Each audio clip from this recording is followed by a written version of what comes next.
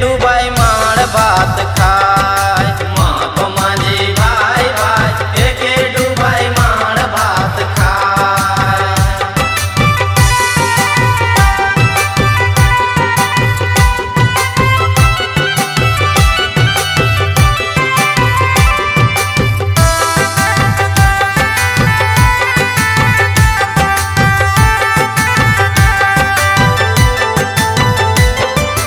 बाहरी आपस में डाली दे लो फूट, बाहरी आपस में डाली दे लो फूट। मिली जुली ले लो झारखंड का लूट, मिली जुली ले लो झारखंड का लूट। लूटी ले लो कोयला जमीन पहाड़, लूटी ले लो कोयला जमीन पहाड़। हमनी के करे हो तो मिल के दहाड़, हमनी के करे हो तो मिल के दहाड़।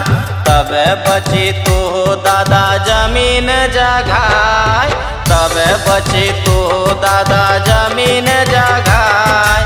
महात्मा माझी भाई भाई एके डूबाई माड़ भात खाए। महात्मा माझी भाई भाई एके डूबाई माड़ भात खाए।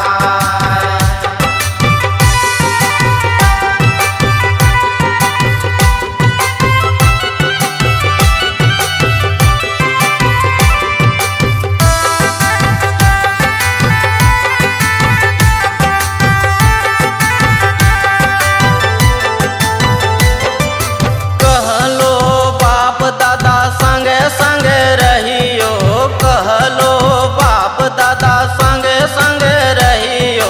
बाहरी के चाल बुझी हो आपस में ना लड़ियो, बाहरी के चाल बुझी हो आपस में ना लड़ी हो। जेठो बात बोले हियो तोरा बुझीन, जेठा बात बोले हियो तोरा बुझीन। नतले तो बाहरी जगह जमीन छीन, नतले तो बाहरी जगह जमीन छीन। ली हो जल जंगल जमीन बचाए, ली हो जल जंगल जमीन